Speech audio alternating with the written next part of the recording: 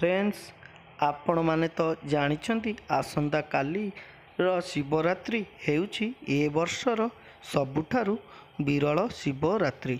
एही शिवरात्रि रे एही चारोटी राशिर बेसी व्यक्ति कौनसी भी किछि भी एमिति जिनिस दान करिबा उचित नुहे जहाँ सेमानंकु परवर्ती परिस्थिति रे बहुत असुविधार सम्मुखीन होबाकू पड़िबो।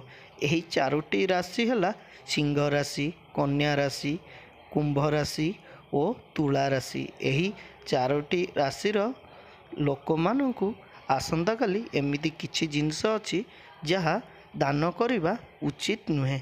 तो फ्रेंड्स चलंतु जानिबा सही सबु जिनिस विषय रे जहाँ आसंता काली आपण मानकु काहारिकु मध्य दान करिवे नाही।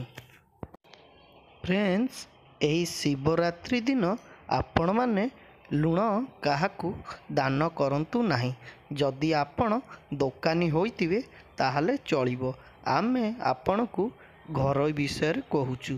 जदि आपणक साई पड़ोसी रे किए भी आसंता काली आपणकु लुण उधारी मागु थाए ताहाले आपण केबे भी काली सेमानकु लुण दियंतु नाहु।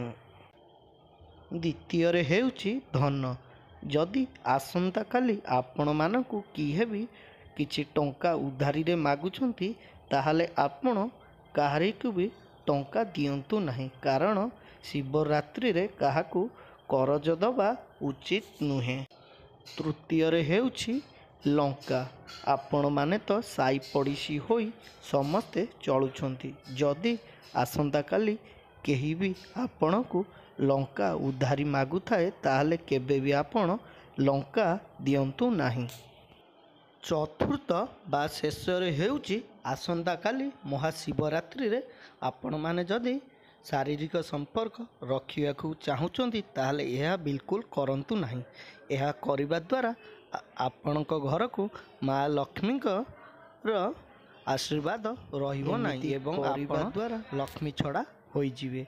फ्रेंड्स आशा करे आज रही छोटिया वीडियोटी आपण मानकु पसंद लागिथिवो। वीडियोटी जदि आपण मानकु भलो लागि थाए ताहाले वीडियोटी को लाइक करंतु एवं आम चैनल को सब्सक्राइब करंतु एवं ए वीडियोटी की आपण मानक फ्रेंड्स शेयर मध्य करी जणाई पारंती। Thank you.